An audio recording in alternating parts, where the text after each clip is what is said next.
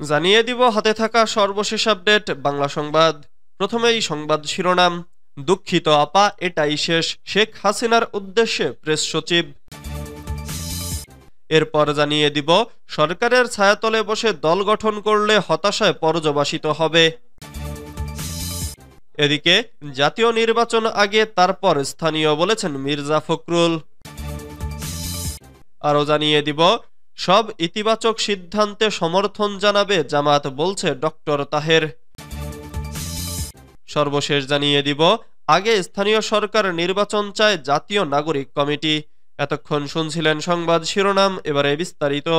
তবে অনুরোধ থাকবে ভিডিওটিতে একটি লাইক করবেন এবং কমেন্ট করে জানিয়ে দিবেন কোন জেলা থেকে আপনি আমাদের এই ভিডিওটি দেখছেন। দুঃখিত আপা, এটাই শেষ, হাসিনার উদ্দেশ্যে প্রেস সচিব। প্রধান উপদেষ্টার প্রেস সচিব শফিকুল আলম ফেসবুকে লিখেছেন, গত আগস্টের শেষ দিকে যখন প্রধান উপদেষ্টা অধ্যাপক মোহাম্মদ ইউনূস জাতিসংঘের মানবাধিকার দপ্তরকে জুলাই ও আগস্টের নৃশংসতার কথা নিরপেক্ষ তদন্ত পরিচালনার জন্য আমন্ত্রণ জানান, তখন থেকেই সংশয় প্রকাশ করেছিলেন। কেউ কেউ মনে করিয়ে দিয়েছিলেন পুরনো বাংলা প্রবাদ, খাল কেটে কুমির আনার ব্যবস্থা হচ্ছে। অনেকে আশঙ্কা করেছিলেন জাতিসংঘ অপ্রয়োজনীয়ভাবে বাংলাদেশের অভ্যন্তরীণ বিষয়ে হস্তক্ষেপ করবে এবং হয়তো এমন একটি আপোষকামী প্রতিবেদন দেবে, যেমনটি আফ্রিকা ও মধ্যপ্রাচ্যে দেখা দেয়। তবে অধ্যাপক ইউনূস তার সিদ্ধান্তে অটল ছিলেন। তিনি চেয়েছিলেন হত্যাকাণ্ড ও সহিংসতার বিষয়ে একটি নিরপেক্ষ তদন্ত।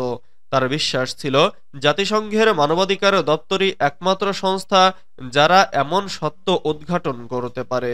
অবশ্য বাংলাদেশে সবাই জানত জুলাই ও আগস্টে কি ঘটেছে, কারা হত্যার নির্দেশ দিয়েছে, পুলিশের ভূমিকা কি ছিল, নিরাপত্তা বাহিনী এবং আওয়ামী লীগ নেতৃত্ব ও কর্মীদের কি ভূমিকা ছিল। তবে আন্তর্জাতিকভাবে স্বীকৃত এবং নিরপেক্ষ সংস্থার তদন্ত প্রতিবেদন থাকাটা জরুরি ছিল, আর সেই সত্য যদি অপ্রিয় হয় তাতেও আপত্তি নেই। সরকারের ছায়াতলে বসে দল গঠন করলে হতাশায় পর্যবসিত হবে। ছাত্রদের উদ্দেশ্যে বিপ্লবী ওয়ার্কার্স পার্টির সাধারণ সম্পাদক সাইফুল হক বলেছেন, গণঅভ্যুত্থানের মধ্য দিয়ে নতুন যে প্রজন্ম গড়ে উঠেছে তারা যদি নতুন দল করতে চায় তাহলে তাদের আমরা স্বাগত জানাই।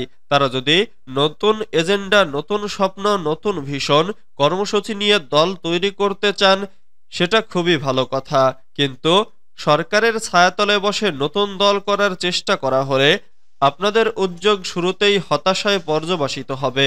আপনাদের যে সম্ভাবনা তাও কিন্তু বিনষ্ট হয়ে যেতে পারে। শনিবার 15 ফেব্রুয়ারি জাতীয় প্রেস ক্লাবের সামনে বিপ্লবী ওয়ার্কার্স পার্টির ঢাকা মহানগর আয়োজিত সমাবেশে তিনি এসব কথা বলেন। সাইফুল হক বলেন, এই সরকার চরিত্রের দিক থেকে একটি নিরপেক্ষ অন্তর্বর্তী সরকার। বিশেষ কোনো দল মতাদর্শ গোষ্ঠীকে মদত যোগানো এই সরকারের কাজ নয়। এই সরকার সব রাজনৈতিক দল, ছাত্র, তরুণ, জনগণের সব অংশকে তার অবস্থার মধ্যে গ্রহণ করবে। সরকারের নিরপেক্ষতা নিয়ে যদি বড় প্রশ্ন ওঠে তাহলে আগামী জাতীয় নির্বাচনও প্রশ্নবিদ্ধ হওয়ার ঝুঁকিতে থাকে। জাতীয় নির্বাচন আগে তারপর স্থানীয় বলেছেন মির্জা ফখরুল। ন্যূনতম সংস্কার শেষে দ্রুত জাতীয় নির্বাচন দেয়া হবে বলে আশাবাদ ব্যক্ত করেছেন বিএনপি মহাসচিব মির্জা ফখরুল ইসলাম আলমগীর। তিনি বলেন, আমরা খুব পরিষ্কারভাবে বলেছি জাতীয় নির্বাচন আগে, তারপর স্থানীয় সরকার নির্বাচন। শনিবার 15 ফেব্রুয়ারি বিকেল 3টার দিকে 26টি রাজনৈতিক দল ও জোটের প্রতিনিধিদের নিয়ে জাতীয় ঐকমত্য কমিশনের এই বৈঠক হয়। কমিশনের বৈঠক শেষে বের হয়ে মির্জা ফখরুল ইসলাম আলমগীর সাংবাদিকদের সঙ্গে একথা বলেন। তিনি বলেন, আমরা আশা করব খুব দ্রুত এই সংস্কারের বিষয়ে ন্যূনতম যে ঐকমত্য তৈরি হবে। আমাদের প্রত্যাশা সেটার উপর ভিত্তি করে জাতীয় নির্বাচন অতি দ্রুত অনুষ্ঠিত হবে।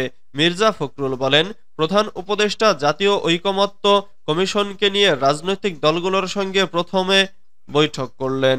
এই বৈঠকে তিনি সংস্কারের প্রয়োজনীয়তার বিষয়ে কথা বলেছেন। দলগুলোর কাছে আহ্বান জানিয়েছেন সংস্কারের যে প্রতিবেদনগুলো বিভিন্ন কমিশন জমা দিয়েছে সেগুলোর ওপর আলাপ আলোচনা হবে। দলগুলো এ নিয়ে কমিশনগুলোর সঙ্গে কথা বলবে, একটা ঐকমত্যে পৌঁছানোর চেষ্টা করা হবে, সেটাই মূল কথা। আজ প্রাথমিক আলোচনা, বিভিন্ন রাজনৈতিক দল বিভিন্ন কথা বলছে। তিনি আরো বলেন, প্রথম বৈঠকটি ছিল মূলত পরিচিতিমূলক, যেখানে বিভিন্ন রাজনৈতিক দল তাদের নিজস্ব মতামত উপস্থাপন করেছে। তবে এখন পর্যন্ত কোনো কার্যকর গঠনমূলক আলোচনা হয়নি। সব ইতিবাচক সিদ্ধান্তে সমর্থন জানাবে জামায়াত, বলেছেন ডক্টর তাহের। অন্তর্বর্তী সরকারের সব পজিটিভ সিদ্ধান্তে জামাতে ইসলামী সমর্থন জানাবে। শনিবার 15 ফেব্রুয়ারি রাজধানীর Bailey road foreign service academy মিলনায়তনে রাজনৈতিক দলগুলোর সাথে জাতীয় ঐকমত্য কমিশনের বৈঠকে দলের এমন মনোভাব জানিয়েছেন নেতারা। বৈঠক শেষে সাংবাদিকদের একথা জানান জামাতের নায়েবে আমির ও সাবেক সংসদ সদস্য ডক্টর সৈয়দ আবদুল্লাহ মোহাম্মদ তাহের।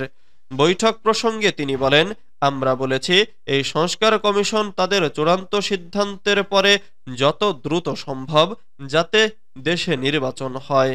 জামাতের এই নেতা আরো বলেন, আজকে প্রধান উপদেষ্টা এবং জাতীয় ঐকমত্য কমিশনের সদস্যদের সাথে বৈঠক হয়েছে। তারা বিভিন্ন দলের সাথে আলাদাভাবে আলোচনা করবেন, সে বিষয়ে কথা হয়েছে। আমরা এই উদ্যোগকে স্বাগত জানিয়েছি। ডক্টর আবদুল্লাহ মোহাম্মদ তাহের বলেন, আজকে বিস্তারিত কোনো আলোচনা হয়নি। তারা আমাদেরকে বই দিবেন, সেই বই পর্যালোচনা করে জামাতে ইসলামী এ সরকারের যে টিম রয়েছে তাদের সঙ্গে আলাদা বৈঠক হবে, সেখানে আমাদের মূল সিদ্ধান্ত এবং আলোচনা জানাবো। আগে স্থানীয় সরকার নির্বাচন চায় জাতীয় নাগরিক কমিটি। জাতীয় নির্বাচনের আগে স্থানীয় সরকার নির্বাচন চায় জাতীয় নাগরিক কমিটি। শনিবার 15 ফেব্রুয়ারি ফরেন সার্ভিস একাডেমিতে জাতীয় ঐকমত্য কমিশনের প্রথম বৈঠকে এমন প্রস্তাব দেওয়া হয়েছে বলে জানান জাতীয় নাগরিক কমিটির আহ্বায়ক নাসির উদ্দিন পাটোয়ারি। তিনি বলেন, আজকে সব দলের অংশগ্রহণে ঐকমত্য কমিশনের বৈঠক হয়েছে। প্রধান উপদেষ্টা বলেছেন, এটা আমাদের দ্বিতীয় ইনিংস, আমরা এই দ্বিতীয় ইনিংসে অংশীজন হয়েছি। তিনি সবাইকে ধৈর্য ধারণ করতে বলেছেন।